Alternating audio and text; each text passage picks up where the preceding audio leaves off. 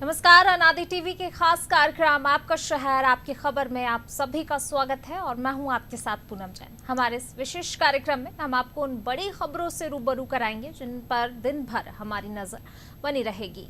तो सबसे पहले बात करेंगे मध्य प्रदेश में कोरोना की थमती रफ्तार पर। प्रदेश में कोरोना के जो आंकड़े सामने आए हैं वो राहत भरे हैं। बीते 24 घंटों में कई जिलों में तो कोरोना के एक भी मामले सामने नहीं आए और ना ही एक भी मरीज की मौत हुई है।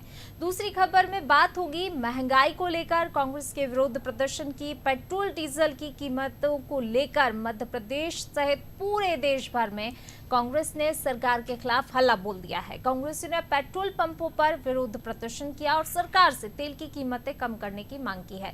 तीसरी खबर मध्य प्रदेश की राजधानी भोपाल से। यहाँ कांग्रेस प्रवक्ता की तरफ से लगाए गए आरटीआई में वैक्सीनेशन को लेकर खुलासा हुआ है।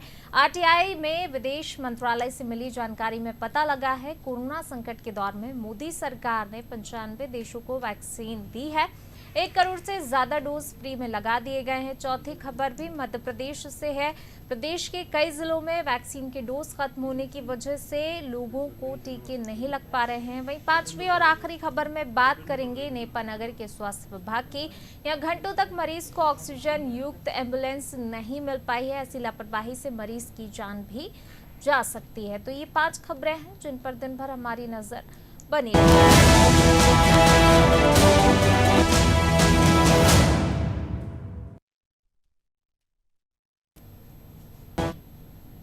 मध्य प्रदेश में कोरोना की दूसरी लहर भी कमजोर पड़ गई है। प्रदेश में बीते 24 घंटों में 52 में से 35 जिलों में कोरोना से एक भी मौत नहीं हुई, जबकि 8 जिलों में कोरोना का एक भी नया मरीज नहीं मिला। भोपाल, इंदौर और जबलपुर को छोड़ दिया जाए तो बाकी 41 जिलों में कोरोना पॉजिटिव केस की संख्या दहाई का आंकड़ा भी नहीं छू सकी है। प्रदेश में कोरोना के 393 नए केस सामने आए हैं, जबकि ठीक होने वाले मरीजों की संख्या 1240 रही। एक दिन में 34 मरीजों की मौत भी हुई है। अब तक प्रदेश में कोरोना के कारण 8475 लोगों की जान जा चुकी है। प्रदेश में अभी सिर्फ इंदौर और भोपाल में ही कोरोना पॉजिटिव केस 100 से ज्यादा आ रहे हैं। बीते 24 घंटों के दौरान सबसे ज्यादा इंदौर में 129 और भोपाल में 107 नए केस सामने आए हैं, जबकि जबलपुर के 37 के साथ तीसरे नंबर पर रहा और 41 जिलों में ये आंकड़ा 10 से कम रहा है। प्रदेश के 7 जिलों शहडोल, दमोह, पन्ना, मंडला, हरदा, अलीराजपुर और भिंड में बीते 24 घंटे में कोरोना के नए मरीजों और मृतकों का आंकड़ा शून्य रहा है। प्रदेश का अलीराजपुर एकमात्र ऐसा जिला है जो पूरी तरह से जीरो है। यहाँ 24 घंटों के दौरान ना तो कोई केस सामने आया है और ना ही किसी की मौत हुई है। एक्टिव केस भी यहाँ पर शून्य है। प्रदेश में इस समय एक्टिव केस की संख्या 6325 है, जबकि 7,72,375 लोग ठीक हो चुके हैं। अब तक प्रदेश में कुल 7,87,175 केस सामने आ चुके हैं। वहीं प्रदेश के 8 जिलों में बीते 24 घंटों के दौरान एक भी नया केस नहीं आया है। बीते 10 दिन की बात की जाए तो पॉजिटिविटी रेट भी 1.5% से घटकर 0.5% पर आ गई है। तो लगातार हम देख रहे हैं पिछले कई दिनों से कोरोना का जो पॉजिटिविटी रेट है वो लगातार घट रहा है। ये एक अच्छी खबर है और खासतौर से अलीराजपुर की बात की जाए तो अलीराजपुर ज़िला ऐसा है जहां पर अभी फिलहाल की अगर बात की जाए तो यहाँ पर पॉजिटिविटी रेट बिल्कुल 0.5% और मरीज जो है वो भी नहीं है। तो अलीराजपुर के लिए ये सबसे अच्छी खबर है। ऐसे ही हम पूरे मध्य प्रदेश की अगर बात करें फिलहाल पिछले कुछ दिनों की, तो कोरोना की पॉजिटिविटी रेट कम हुई है। हम मई अप्रैल के हमने रेट्स देखे, पॉजिटिविटी रेट कितनी हाई जा रही थी, लेकिन जैसे ही मई का एंड शुरू हुआ और जून का स्टार्टिंग रहा तो हमने देखा कि कोरोना के मरीज बिल्कुल ना के बराबर निकल रहे हैं कहीं से, और कहीं से तो बिल्कुल अलीराजपुर की अगर ख़ास तौर से बात की जाए तो यहाँ पर 0.5% जो है अब दर रह गई है। तो यानी कि अब हमने जंग जो है इतने पिछले 1.5-2 साल से जो लड़ रहे थे हम जंग, वो हम चलिए और अब हमारे साथ संवाददाता चंद्रेश गर्ग हमारे साथ जुड़ गए हैं। चंद्रेश, अगर अभी फिलहाल वहां की स्थिति की बात की जाए तो क्या कुछ स्थिति, क्योंकि जिस प्रकार से अलीराजपुर में पॉजिटिविटी रेट बिल्कुल 0.5% पर आ गई है और हम देख रहे हैं कि मरीज भी अभी नहीं निकल रहे हैं, तो ये एक सुखद खबर है अब, क्योंकि हमने पिछले 2-3 महीने की अगर बात की जाए तो पॉजिटिविटी रेट बहुत हाई जा रहा था, लेकिन फिलहाल जो है अभी एक सुखद खबर है, राहत भरी खबर। हेलो जी चंद्रेश। अभी पिछले 12-15 दिन से ग्वालियर में स्थिति थोड़ी संतोषजनक है। पेशेंटों की संख्या 250 के आसपास रह गई है। पहले ये संख्या 700, 800 और 1200 तक पहुंच गई थी। अब कल 9 पेशेंट्स आए हैं, उससे पहले 12 आए थे, उससे पहले 5 आए हैं। जी। लगातार पेशेंटों की संख्या दिन प्रतिदिन कम हो रही है और मृत्यु दर भी, जो पहले 12 मर रहे थे, 15 की डेथ हो रही थी, अब वो 2-3 पर अटकी हुई है। जी चंद्रेश, बिल्कुल ग्वालियर में भी मतलब कहेंगे कि राहत भरी खबर है, लेकिन वहीं अगर वैक्सीनेशन की बात की जाए तो युवाओं में कितना जोश दिख रहा है वैक्सीनेशन को लेकर, और 45 प्लस की भी अगर बात की जाए तो बुजुर्ग लोग जो हैं उनमें कितना क्या उत्साह है टीकाकरण को लेकर? अभी थोड़ा बहुत उत्साह बढ़ा है। सरकार ने नए प्रचार वाहन लगाए हुए हैं, लोगों को मोटिवेट करने के लिए जगह जगह शिविर लगा रहे हैं, उससे डेफिनेटली थोड़ा बहुत उत्साह लोगों में बढ़ा है। रोज के जो आंकड़े वैक्सीनेशन के आ रहे हैं वो भी दिन प्रतिदिन वृद्धि के आ रहे हैं। जी, ग्वालियर के आसपास के क्षेत्रों की बात की जाए, ग्रामीण अंचलों की बात की जाए, वहाँ किस प्रकार की स्थिति है कोरोना केसों की और टीकाकरण को लेकर भी किस प्रकार का? सेम स्थिति है, पहले की तुलना में अब कम हुआ है और टीकाकरण थोड़ा थोड़ा बढ़ा है। हालांकि उतनी तेजी नहीं आई है टीकाकरण में, लोगों में अवेयरनेस कम है, लोग डर रहे हैं, अभी भी कुछ इंतजार कर रहे हैं कि अभी और कुछ दिन निकल जाए, उसके बाद हम वैक्सीनेशन कराएंगे। जी चलिए, शुक्रिया चंद्रेश इस तमाम जानकारी को साझा करने के लिए। तो बिल्कुल जो है हाल फिलहाल स्थिति बिल्कुल सामान्य है, अभी कोरोना की रफ्तार भी धीमी हुई है। वहीं टीकाकरण को लेकर भी हमारे संवाददाता ने बताया कि लोगों में काफ़ी उत्साह है, खासतौर से ग्रामीण अंचलों में। हम देख रहे थे पहले कि ग्रामीण अंचलों में टीकाकरण को लेकर भी उत्साह नहीं था, ग्रामीणों में काफ़ी डर था और कोरोना को लेकर भी ग्रामीण जागरूक नहीं थे। लेकिन अब जिस प्रकार से ग्वालियर के आसपास के ग्रामीण अंचलों की बात की जाए तो वहाँ पर स्थिति सामान्य है, कोरोना के केसेस भी बहुत कम हो गए हैं अब, और साथ ही लोगों में टीकाकरण को लेकर जागरूकता भी बढ़ी है। कोरोना महामारी के बाद अब देश में महंगाई को लेकर सियासत भी शुरू हो गई है। लगातार बढ़ रही पेट्रोल डीजल की कीमतों के खिलाफ कांग्रेस ने सरकार के खिलाफ हल्ला बोल दिया है। मध्य प्रदेश सहित देश भर में कांग्रेस तेल की बढ़ती कीमतों के खिलाफ विरोध प्रदर्शन पर उतर आई है। यूथ कांग्रेस ने मोदी और उनके मंत्रियों को साइकिल भिजवाई। वहीं मध्य प्रदेश में कांग्रेसी वरिष्ठ नेताओं ने सभी जगह पेट्रोल पंपों पर प्रदर्शन किया। कांग्रेस ने विरोध प्रदर्शन कर सरकार की नीतियों पर सवाल उठाए और पेट्रोल डीजल के दाम कम करने की मांग की।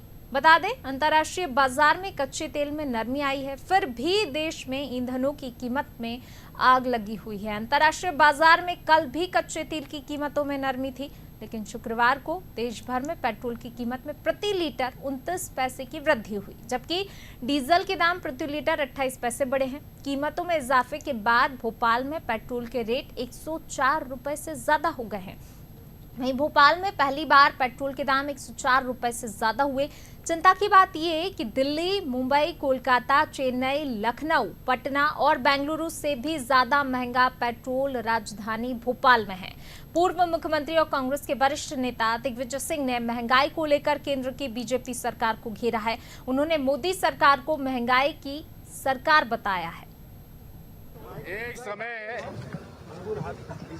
यूपीए सरकार में सेंट्रल एक्साइज ड्यूटी होती थी 9 रुपए। आज वही सेंट्रल एक्साइज ड्यूटी है 34 रुपए। पूरे तरीके से अगर देखें तो एक साल में पेट्रोल डीजल से केंद्र सरकार 2,70,000 करोड़ रुपए उपभोक्ताओं की जेब से निकालकर वे अपने आलीशान महल बनाने में खर्च करने वाले हैं। अगर सेंट्रल एक्साइज 34 रुपए से घटाकर जो 9 रुपए थी यूपीए सरकार में, तो लगभग 25 रुपए लीटर पेट्रोल पर और डीजल पर भाव कम किए जा सकते हैं। हर चीज की महंगाई बढ़ती जा रही है। पेट्रोल डीजल के साथ खाने के तेल और दाल, हर चीज की महंगाई बढ़ती जा रही है। पूरे तरीके से मोदी जी की सरकार यानी महंगाई की सरकार। मैं बात कर रहा हूँ सेंट्रल एक्साइज ड्यूटी की बात कर रहा हूँ, जो 9 रुपए हुआ करती थी जब यूपीए सरकार थी, और आज 34 रुपए है। उनकी क्या कमलनाथ जी ने बढ़ाए? और ज्यादा जानकारी के साथ हमारे संवाददाता। चलिए, कांग्रेस के प्रदर्शन को लेकर गृह मंत्री डॉक्टर नरोत्तम मिश्रा ने कमलनाथ पर पलटवार भी किया। नरोत्तम मिश्रा ने कहा, जो लोग शीशे के घर में रहते हैं वो दूसरों के घर में पत्थर नहीं फेंकते। गृह मंत्री ने कहा, कमलनाथ ने रेट घटाने की बजाय बढ़ाए थे।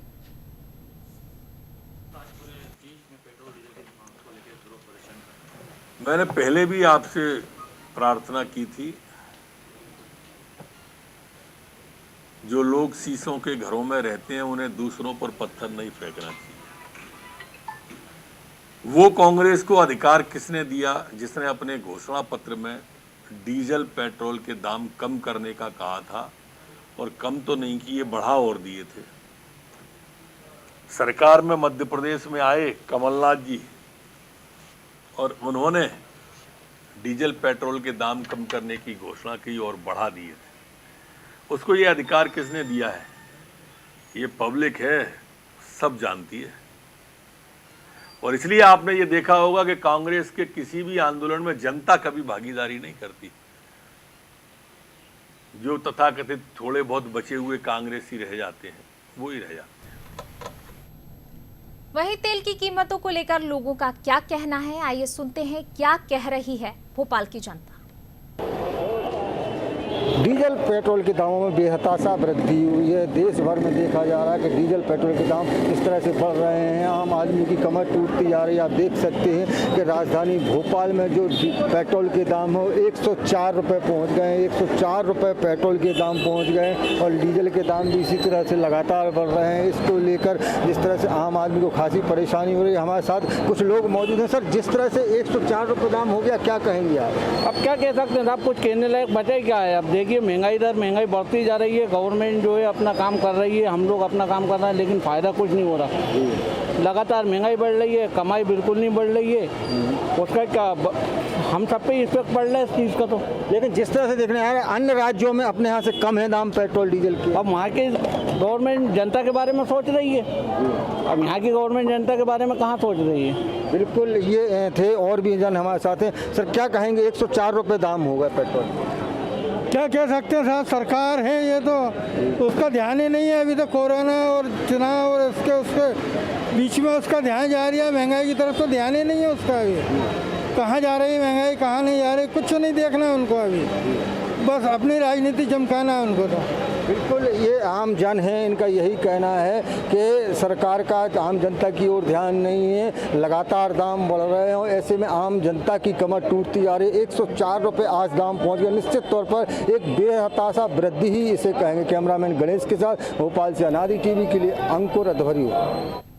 तो जनता को भी आपने सुन लिया कि जनता के पास अब कहने के लिए वाकई कुछ नहीं बचा है, क्योंकि कोरोना की मार वैसे ही जनता झेल रही है और ऊपर से पेट्रोल की लगातार बढ़ती कीमतें यानी कि कमर तोड़ कर ही रख दी है। और ज्यादा जानकारी के साथ हमारे संवाददाता अंकुर अध्वरी हमारे साथ फोन लाइन पर जुड़ गए। अंकुर जी, हमने दिग्विजय सिंह को भी सुना, हमने नरोत्तम मिश्रा को भी सुना, दोनों को सुना, और उसके बाद जनता तो कुछ कहने लायक बची ही नहीं है।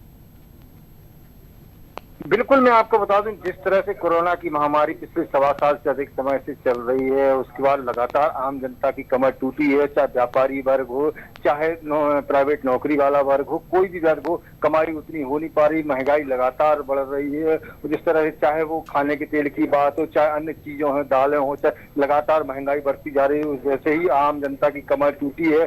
अभी लॉकडाउन खुला, उसके बाद जब लोग अपने काम पर जाना शुरू किए हैं, तो इस तरह से लगातार जिस तरह से डीजल पेट्रोल के दामों में वृद्धि हो रही है, निश्चित तौर पर आम जनता के ऊपर एक बड़ा वज्रपात है। 104 रुपए से ऊपर 104 रुपए 70 पैसे पेट्रोल के दाम और 95 रुपए 41 पैसे डीजल के दाम हो गए हैं। न सिर्फ आम जनता को बल्कि किसानों को भी, जिनको सबसे ज्यादा डीजल की जरूरत पड़ती है, 95 रुपए से ऊपर डीजल पहुंच गया है। तो किसानों को अपनी खेती में चाहे ट्रैक्टर के लिए हो, चाहे डीजल पंप के लिए हो, डीजल की जरूरत पड़ती है, तो किसानों को भी परेशानी हो। आम जनता की बात करें तो निश्चित तौर पर आम जनता पूरी तरह से परेशान है। इतनी लगातार महंगाई बढ़ रही है और पेट्रोल डीजल के नाम तो निश्चित तौर पर आसमान छू रहे हैं और लगातार देखने में आ रहा, कभी 30 पैसे कभी 40 पैसे, ऐसे ऐसे रोज हर दूसरे दिन ये दाम बढ़ते हैं और जिससे आम जनता परेशान हो चुकी है। जी चलिए, शुक्रिया अंकुर जी इस तमाम जानकारी को साझा करने के लिए। तो बिल्कुल हम देख रहे हैं कांग्रेस हालांकि इससे पहले भी प्रदर्शन कर चुकी है, आज फिर कांग्रेस का प्रदेश व्यापी प्रदर्शन। लेकिन नरोत्तम मिश्रा को भी आपने सुना, उन्होंने भी दिग्विजय सिंह के बयान पर पलटवार किया। लेकिन जनता अभी फिलहाल कुछ कहने की स्थिति में नहीं है, क्योंकि वैसे ही जनता बहुत परेशान है। कोरोना काल पिछले साल से ही, जब से कोरोना शुरू हुआ है तब से पिछला लॉकडाउन और इस बार का लॉकडाउन जनता की पूरी तरीके से महंगाई ने कमर तोड़ कर रख दी है। अगली खबर की ओर रुख करते हैं। मध्य प्रदेश कांग्रेस के प्रवक्ता अब्बास हफीज की आरटीआई में वैक्सीनेशन को लेकर बड़ा खुलासा हुआ। आरटीआई से मिली जानकारी के अनुसार भारत ने दुनिया भर में वैक्सीन की सप्लाई की है। मोदी सरकार ने 95 देशों को वैक्सीन के 6,63,70,000 डोज दिए। 1,07,15,000 डोज फ्री में बांटे गए हैं। सरकार ने बांग्लादेश को 1,03,00,000 डोज दिए। इनमें से 33 लाख डोज बांग्लादेश को फ्री में बांटे हैं, जबकि 70 लाख डोज बेचे गए हैं। वहीं सऊदी अरब को 45 लाख डोज बेचे गए हैं। अफगानिस्तान को 9,68,000 डोज दिए गए हैं, जिसमें 5 लाख डोज फ्री दिए गए हैं। श्रीलंका को वैक्सीन के 12,64,000 डोज भेजे गए हैं। हफीज की आरटीआई में विदेश मंत्रालय ने जानकारी दी है कि कोवैक्सीन और कोविशील्ड वैक्सीन के डोज 22 जनवरी से 16 अप्रैल तक भेजे गए हैं।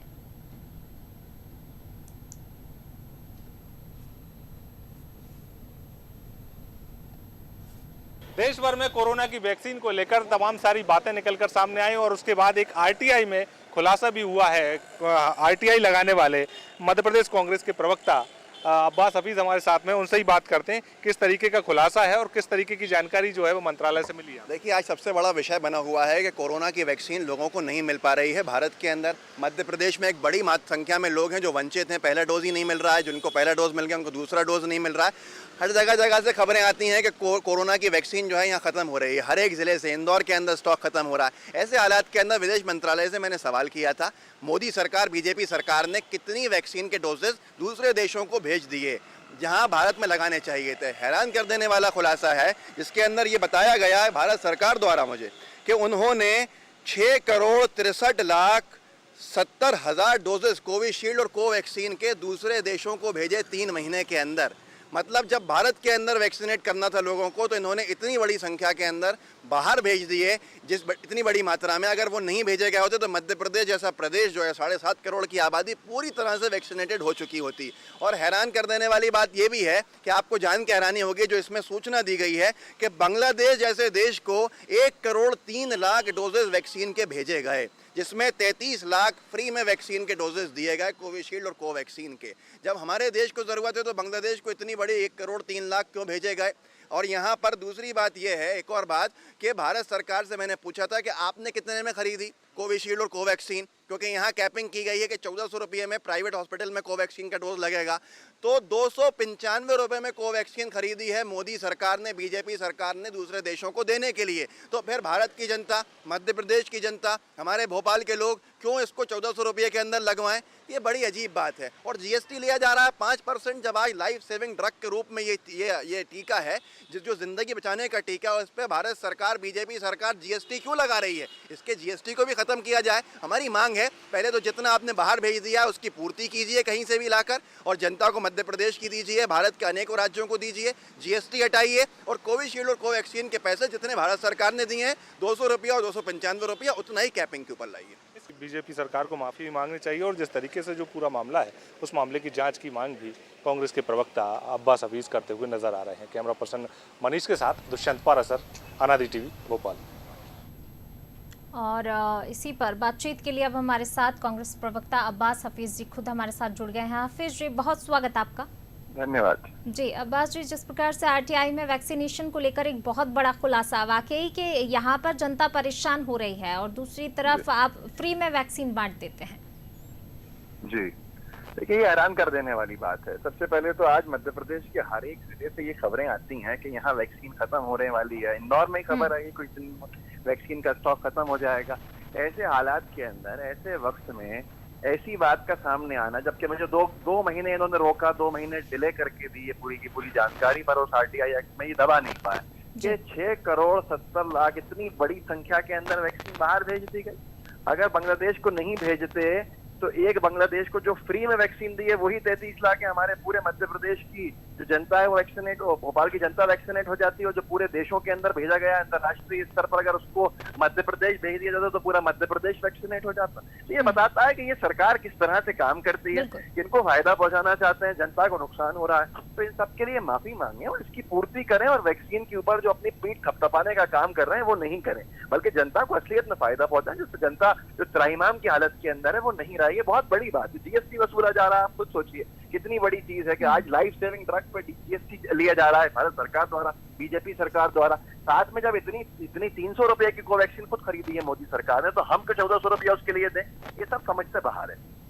जी अब्बास जी, जिस प्रकार से अभी आरटीआई में अभी ये खुलासा हुआ है, इसके बाद अगला कदम आपकी तरफ से क्या कुछ रहने वाला है? हमारा निरंतर हमारी मांग है कि इसके ऊपर जो आपने बाहर दी है बीजेपी के ऊपर प्रेशर बना के सरकार के ऊपर, उतनी आप वापस लेकर आइए दूसरे देशों से, और उन देशों से लाके, दूसरे देशों का लाके हमारे यहाँ पर लोगों के टीकाकरण कराइए।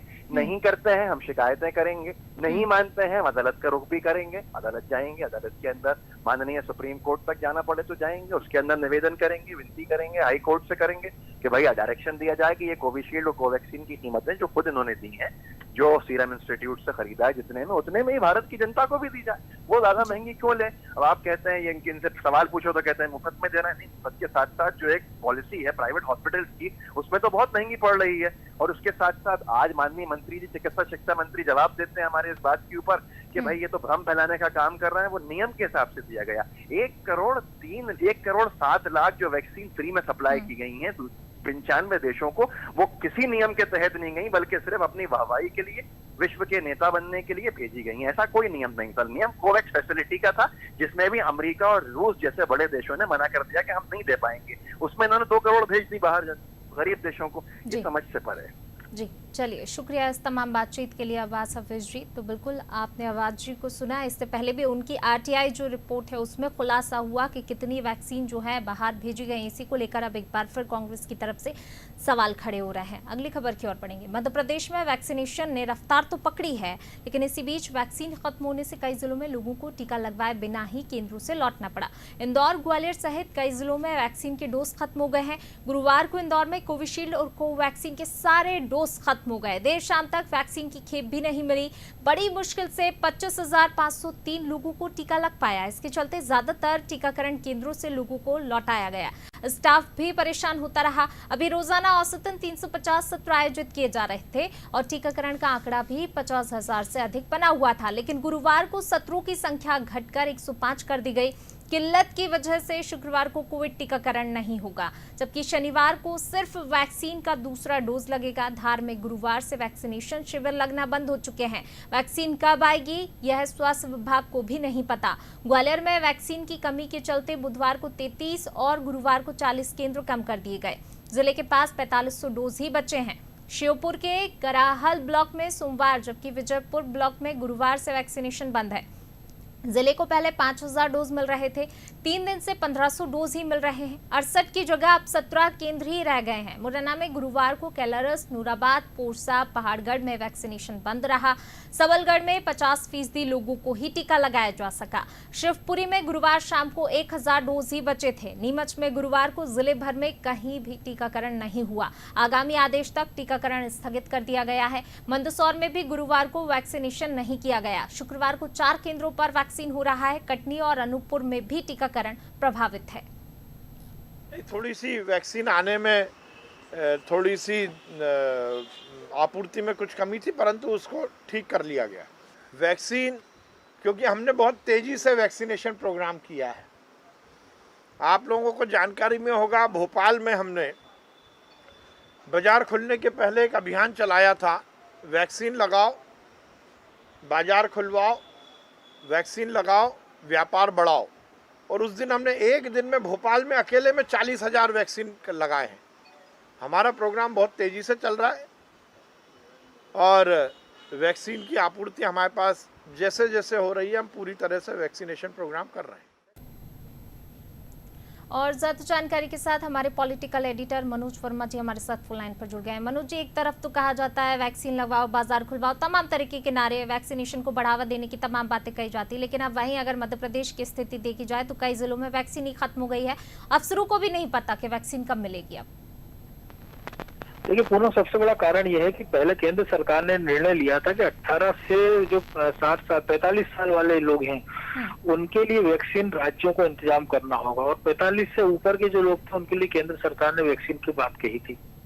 फिर पिछले दिनों प्रधानमंत्री मोदी ने कहा है कि पूरा वैक्सीनेशन का खर्चा केंद्र सरकार उठाएगी, लेकिन इस बीच जो बचे हुए एज ग्रुप के हैं उसके लिए राज्य सरकारों ने टेंडर आवेदन किए थे। केंद्र सरकार ने छूट दी थी कि राज्य चाहे तो भारत बायोटेक, पूना सीरम या दुनिया भर में जितनी वैक्सीन है उनके निर्माताओं से संपर्क कर ले, चाहे वो फाइजर हो, चाहे वो मॉडर्ना हो या तो स्पुतनिक हो। कई बार मध्य प्रदेश सरकार ने भी केंद्रीय इसके टेंडर निकाले, ग्लोबल टेंडर भी निकाले, लेकिन किसी कंपनी ने वैक्सीन बेचने में रुचि नहीं दिखाई क्योंकि लंबा गैप हो गया था। और अब जब केंद्र सरकार ने हामी भर दी है कि सभी को वैक्सीनेशन केंद्र सरकार उपलब्ध कराएगा, तो केंद्र सरकार भी इस तैयारी में है कि टीकों का इंतजाम हो जाए, क्योंकि जो वैक्सीन जहाँ बन रही है जिन लैब्स में, उनकी अपनी एक लिमिटेशन है, वो कहीं बाहर भी भेज रहे हैं, प्रदेश के देश के बाकी हिस्सों में वैक्सीन पहुंचा रहे हैं, तो संभवतः इसके चलते डिले हुआ। जैसा विश्वास सारंग कह रहे थे, वाकई भोपाल की अगर हम बात करें, इंदौर की बात करें तो पिछले सप्ताह हमने देखा कि इंदौर में एक दिन में रिकॉर्ड 70,000 से ज्यादा वैक्सीन लगाए गए थे। भोपाल में भी तैयारी की गई थी कि एक ही दिन में 1 लाख लोगों को वैक्सीन लगाया जाए। ऐसा हो नहीं पाया, लेकिन 2 दिन पहले बुधवार को हमने देखा कि 40,000 से ज्यादा लोगों को वैक्सीन लगाया गया, लेकिन कल गुरुवार को ये आंकड़ा गिरकर 16,000 पर आ गया। तो कहीं ना कहीं वैक्सीन की तो भारी किल्लत का सामना मध्य प्रदेश को नहीं, देश के तमाम सारे राज्यों को करना पड़ रहा है। लेकिन केंद्र सरकार की ओर से जो डाटा उपलब्ध कराए जा रहे हैं उससे ये साफ है कि आने वाले 1 सप्ताह या 2 सप्ताह के अंदर स्थितियां सुधर जाएगी और राज्यों को पर्याप्त मात्रा में वैक्सीन मिलने लगेगी। पूनम जी, शुक्रिया मनोज जी इस तमाम जानकारी को साझा करने के लिए। तो बिल्कुल फिलहाल जो संकट है वो अगले आने वाले 1 सप्ताह में हो सकता है कि खत्म हो जाए। चलिए अगली खबर की ओर बढ़ते हैं। नेपानगर सामुदायिक स्वास्थ्य केंद्र में एक बार फिर स्वास्थ्य व्यवस्थाओं की पोल खुल गई है। यहां मरीज को करीब 2 घंटे तक ऑक्सीजन युक्त एम्बुलेंस नहीं मिली है। स्वास्थ्य विभाग की इस लापरवाही से मरीज की जान भी जा सकती है। दरअसल गुरुवार रात एक महिला का ऑक्सीजन लेवल कम होने पर उसे बुरहानपुर रेफर किया गया। मरीज को ले जाने के लिए एम्बुलेंस आई, लेकिन उसमें रखा ऑक्सीजन सिलेंडर खाली था। हालांकि एसडीएम से शिकायत के बाद अस्पताल में रखा ऑक्सीजन सिलेंडर दिया गया, लेकिन वह भी खाली निकला। इसके बाद परिजनों ने जमकर हंगामा किया। 2 घंटे तक मरीज को ऑक्सीजन युक्त एम्बुलेंस नहीं मिल सकी। बताया गया कि 2 एम्बुलेंस के ऑक्सीजन सिलेंडर खाली थे। घंटों बाद तीसरे एम्बुलेंस से मरीज को बुरहानपुर ले जाया गया। डॉक्टर ने भी सिलेंडर खाली होने की बात स्वीकार की है। और 2 घंटे के बाद में तुम ऑक्सीजन दे रहे हो और ऑक्सीजन अंदर से निकाल रहे हो। पेशेंट अर्जेंट में कुछ हो जाए तो उसकी जिम्मेदारी आप लोगे, बताइए। 2 घंटे से हम लोग ऑक्सीजन के लिए आपसे रिक्वेस्ट करा, हमने एसडीएम साहब से बात करी है। आपको 2 घंटे के बाद में एसडीएम ने बोला, उसके बाद में आपने खाली ऑक्सीजन का सिलेंडर लगाकर आप मरीज को ले जा रहे हो। क्या मारना चाहते हो आप उनको? जान से खिलवाड़ कर रहे हो आप। ऐसे नहीं करते तो आप खाली थाना हो, आप बताइए। खाली थाना ऑक्सीजन खाली थाना। हाँ वो खाली। आपने खाली क्यों लगवाया था? मेरे को पता ये था कि वो भरा हुआ है। आप चेक नहीं कर सकते? आप अल्कोहल पिए हो? आप अल्कोहल पिए हो? नहीं पिया। आपने ऑक्सीजन चेक करके क्यों नहीं लगाया? आपने खाली सिलेंडर लगा के मरीज को ले जाने के लिए क्यों कहा? या तो आप क्या उपकरणों से अवगत नहीं हो? आप अभी आपके पास में उपलब्ध है, आपके पास अभी उपलब्ध है सिलेंडर भरा हुआ उपलब्ध है, ये है। अभी 2 घंटे से आप ऑक्सीजन क्यों नहीं लगा रहे उनको, ये बताइए। ऑक्सीजन कॉन्सेंट्रेटर पे वो पहले से ही है। तो आपको आपने एडमिट कर दिया, बुरहानपुर रेफर कर दिया, तो आप ऑक्सीजन खाली क्यों लगाया आपने एम्बुलेंस के अंदर, ये बताइए। वो सिलेंडर खाली है। तो क्यों लगाया आपने खाली? क्या पेशेंट को आप मारना चाहते थे? ये पता ही नहीं, स्टोर कीपर का काम है। तो आप तो नेपानगर का ये मामला था जहां पर किस तरीके से स्वास्थ्य व्यवस्थाएं जो हैं चरमराई हुई हैं और उसके बाद जो कोई एक्शन भी नहीं लिया जाता। हालांकि अभी फिलहाल जब एसडीएम से शिकायत की गई है तो उसके बाद ज़रूर उन्होंने कहा है कि मामले की जांच की जाएगी। चलिए फिलहाल आपका शहर आपकी खबर में बस इतना ही। मुझे दीजिए इजाज़त। लगातार खबरों के लिए बने रहिए अनादि टीवी के साथ। नमस्कार।